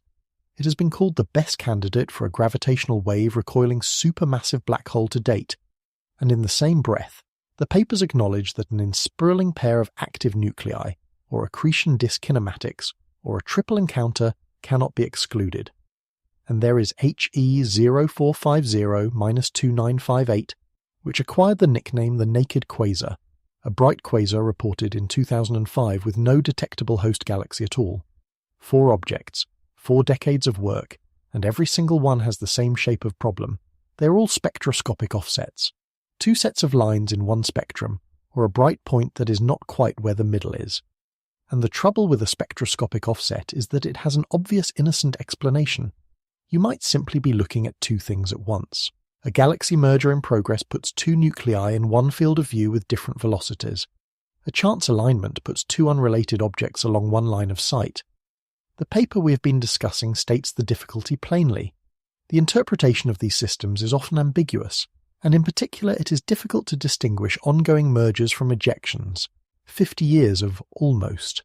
That is exactly why the object we have been following was supposed to be different. It is not an offset, it is a shape. A resolved spatial structure 62 kiloparsecs long, with measured internal structure, an age gradient, a specific geometry, and a kinematic discontinuity at its head. You cannot explain a 200,000 light-year line as 2 things seen at once. But a shape has a weakness that an offset does not. An offset cannot be a galaxy. A shape can. Which brings us to the most unusual few paragraphs in this entire story, and they are not the ones you would expect. Section 6.5 of the 2026 paper is titled Revisiting Paper 1. In it, the same authors go back through their own discovery paper from 3 years earlier, the one that started all of this, the one that made headlines, and mark it. They begin with the good news, and it is real. The central proposal, that the line is the wake of a runaway supermassive black hole, they consider strongly supported. And they had predicted from shock models and the brightness of that oxygen knot, that a resolved bow shock would be found at the head. It was. Then the corrections start. The velocity curve, first. In the original paper, they had assumed that the glowing gas along the line was more or less undisturbed halo gas being lit up by radiation from the shock, so that its velocities were telling you about the motion of the halo itself. That was wrong. The gas is post-shock flow, moving at roughly 2/3 of the black hole's speed because a strong shock compresses by about a factor of 3. And the sentence they use is this: it did not occur to us to interpret the ionized gas as a post-shock flow. They also note, and this is the part I keep rereading, that they had known something was off at the time. The velocities they were measuring exceeded what the halo's own gravity could plausibly support. They had patched it with an extra hypothesis, that the wake happened to be illuminating a cold filament of gas that was already there. That patch is now gone. Second, the wiggles. The original paper had observed that the line is not quite perfectly straight, and had built a rather elegant argument that the tiny deviations were the black hole being buffeted as it passed through a lumpy, inhomogeneous halo. The new assessment, our interpretation of wiggles in the morphology as evidence of buffeting by the circumgalactic medium, is also wrong. There is no need for a complex explanation. Turbulent radiative mixing produces local clumping and small displacements all on its own. Third, and most substantially, the countertrail. The Discovery paper had tentatively reported a fainter, shorter feature on the opposite side of the galaxy, and had raised the possibility of 2 black holes ejected in the same event. The deep new Hubble imaging, which should have picked it up easily, shows nothing.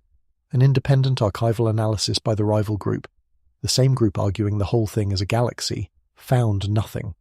Deep ground-based imaging found nothing. It is not there, and they say so in print without hedging. There is one consolation buried in that retraction. Dual escapes, 2 black holes leaving the same 3-body encounter, happen in only about 1% of interactions. So the original paper had been quietly carrying a 1 in 100 coincidence on its back for 3 years. Losing the second trail did not weaken the case. It removed an embarrassment. Fourth, the ages. The clean model in which the stars get steadily older as you move back from the tip is described as probably too simplistic. Star formation happens all along the wake, continuously, as new gas is drawn in, not only just behind the head. A broad age gradient survives because the black hole's passage sets a hard maximum age at every point along the line. But the neat one-to-one map from distance to age does not. I want to slow down here, because I think this passage matters more than the Discovery does. That is a scientist going through their own published work in a journal, permanently, and writing down 4 things they got wrong, inside the very paper that claims their central idea was right all along. Nobody made them do it. It is not a retraction, and it is not a scandal.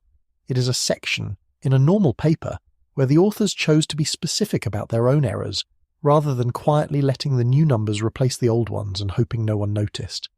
This is what the process looks like from the inside when it is working, and it looks almost nothing like the way people imagine it. There is no moment of triumph with the flaws edited out. There is a person writing the words "it did not occur to us" in a permanent record next to their own name.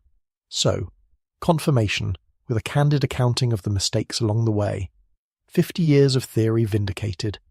The first confirmed runaway supermassive black hole, named RBH1, Runaway Black Hole 1, because the authors were confident enough to number it. The paper went up in December of 2025, and the coverage went around the world in about a day. And then, in February of 2026, a short peer-reviewed note appeared in Research Notes of the American Astronomical Society. It required no new observations. It used the same James Webb data, the same 7,089 seconds, the same integral field cube downloaded from the same public archive, pointed at the same tip. I said earlier that under 2 hours of telescope time was the entire observational basis of the confirmation. It is also, it turns out, the entire observational basis of the refutation. 1 data set, 2 teams, 2 opposite conclusions, and no further data on either side. It is worth naming who wrote it, because it is the same people. The group that proposed the Edge on Galaxy reading within weeks of the original discovery, that published the order of magnitude critique, that went back to the archive in 2024 and reported no bow shock and no countertrail. The low surface brightness specialists, the ones who spend their lives learning not to believe faint things. They had been saying the same thing for 3 years, and when the decisive data finally arrived and was made public, they downloaded it and used it. There is nothing underhanded about that. It is exactly what public data is for. but the shape of it is worth appreciating.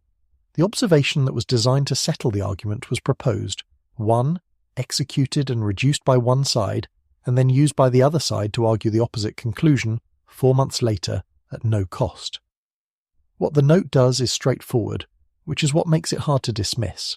It takes the emission line ratios at the tip and plots them on the standard diagnostic diagram, the one introduced in 1981, the one every graduate student in extragalactic astronomy is taught, the one used to separate star formation from shocks from active galactic nuclei in essentially every survey ever conducted. Ratios of oxygen to hydrogen on one axis, nitrogen or sulfur to hydrogen on the other. Objects land in different regions depending on what is ionizing their gas. The tip of the line lands in the star-forming region, not near the boundary. On the locus occupied by ordinary low metallicity, low extinction clouds of ionized hydrogen, stellar nurseries, and, the note points out, that region does not overlap with the loci typical of shocks in merging galaxies. Their conclusion, quoted, "These results are consistent with the interpretation that the linear structure is a star-forming galaxy, with the bright knot representing one of its ionized hydrogen regions, bow shock or nursery." That was the test everyone agreed on, in advance, in print. The answer came back nursery. Part 13. What the telescope actually spotted. So let me answer the question I asked you at the start of the evening, and let me answer it honestly, because the honest answer is more interesting than either of the tidy ones. What did the James Webb Space Telescope actually spot tearing through space? As of tonight, nobody knows. That is not a hedge, and it is not a cop-out. It is the state of the literature. There are 2 papers. One of them, in the Astrophysical Journal Letters, says this is the first confirmed runaway supermassive black hole, moving at 954 kilometers per second, dragging a 200,000 light-year wake of newborn stars behind it, ejected by the recoil of a merger 70 million years ago. The other, in research notes of the American Astronomical Society, says it is an ordinary star-forming galaxy seen edge-on, and the bright knot at the end is one of its stellar nurseries. Both are published. Both are peer-reviewed. Neither has been withdrawn. They use the same data. And when you look at what each side is actually holding, the strangest feature of the exchange becomes obvious. The confirmation paper's strongest card is the velocity break, 600 kilometers per second across 1 kiloparsec in dynamically cold gas, at the exact position where a bow shock was predicted, backed up by an independent line ratio analysis that lands on the same speed by a completely separate route. No stellar nursery has any mechanism to produce that. Nurseries sit still. The rebuttal's strongest card is the ionization diagnostic, the tip's line ratios sitting squarely in the star-forming region of a diagram that has been the workhorse of this field for 45 years, and they barely engage with each other. The confirmation paper never addresses the diagnostic diagram. The rebuttal never addresses the 600 km per second discontinuity. Each side has aimed its best evidence at a place where the other side is not standing. Now, the second thing, which is the part I actually want you to take away. This is not a failure. Nobody here made a mistake. Both teams measured correctly. The velocity break is really in the data. Anyone can download the cube and see it. The line ratios really do land where the rebuttal says they land. Anyone can plot them. There is no error to find, no sloppiness to expose, no fraud, no wishful thinking. 2 competent groups took the same photons, performed correct calculations, and reached opposite conclusions about what kind of object they belong to. The disagreement is about which instrument you should be reading with. That diagnostic diagram is a calibrated tool. The regions on it, this area is star formation, that area is shocks, were mapped out using real objects. Shocks in merging galaxies mostly, at roughly solar composition and comparatively high density. That is what the tool was built for, and that is where it has been tested.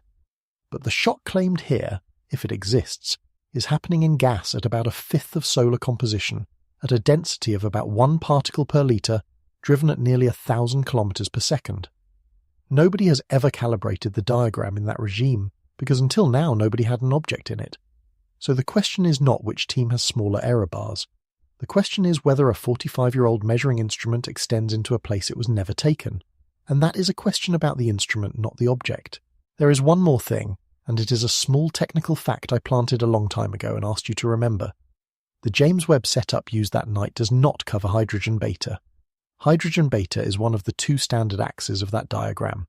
Without it, both teams are working with substitutions and reconstructions to put a point on a plot whose axes are defined by a line they did not measure. That is not a scandal.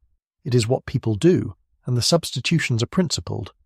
But it means the decisive evidence in the decisive argument is being read off a chart that has been partially rebuilt from adjacent quantities. 2 hours of telescope time, one missing spectral line, 2 universes, and now the last thing, which is the one I keep turning over. Nobody has seen a black hole here. I do not mean that as a criticism. I mean it literally, and it applies far more widely than to this object. Nobody has ever seen a black hole. The famous images from the Event Horizon Telescope, the orange rings around M87 and around our own galactic centre, are not pictures of black holes. They are pictures of glowing gas, with a dark region in the middle where the gas is not, and the black hole is the reason for the absence.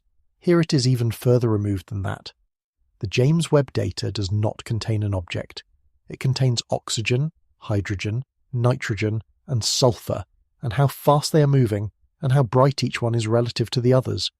Everything else, the speed, the mass, the 70 million year journey, the processing binary, the spin of the heavier partner, the galaxy left with nothing at its heart, is reasoned out of that. It is a chain of inference, and every link in it is a model.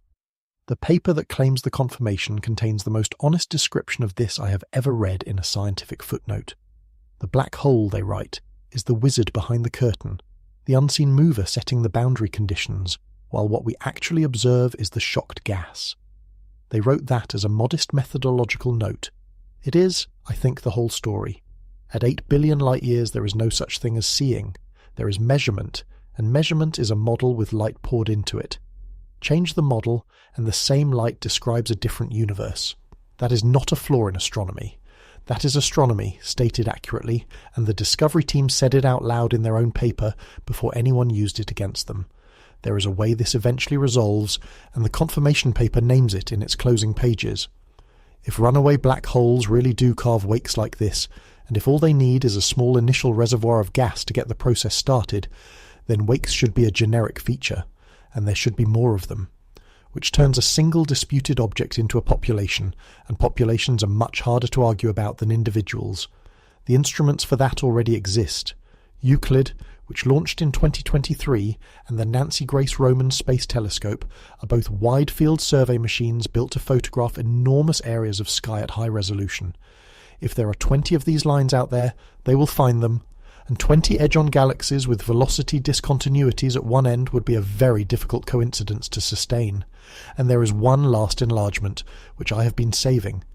If the black hole reading is correct, if there really is a 20 million solar mass object out there, 4,000 light-years ahead of a bright knot of shocked oxygen, then the only reason we can see it at all is that it happened to be crossing a patch of halo gas dense enough to light up when struck. Shift its path slightly into thinner gas, and there is no shock bright enough to detect. No wake, no stars, no line, nothing to argue about. Galaxies have been merging for 13 billion years. If ejections are a normal byproduct of that process, and both mechanisms are real, and one of them has now been measured directly in gravitational waves, then this cannot be a freak event. There should be many, possibly a great many, scattered through the halos and the spaces between galaxies, dark and quiet and completely undetectable, having left home before the Earth existed and still going. The sky may be full of these, and the only one we can have an argument about is the one that happened to run into the right kind of fog, which means the census we have of the universe is not a census of what is out there. It is a census of what happened to be lit. Something gigantic may be tearing through space 8 billion light-years away tonight, laying down a line of stars behind it, having been thrown out of the only home it had by an event that made no light at all. Or there is a small edge-on galaxy there, doing what galaxies do, and we have been telling ourselves a story about a straight line. Both of those are true right now, not one, then the other. Both, at the same time, held in the same set of numbers, waiting on somebody's next observation. I find that I do not mind. There is something better than an answer in this, and it is the thing the whole evening has been circling. The universe is under no obligation to be legible, and the people who study it keep going anyway, carefully, publicly, correcting themselves in print, one data set at a time. The line is still there. It has been there for 70 million years, and it will be there long after this argument is settled, whichever way it goes. We just have to work out how to read it.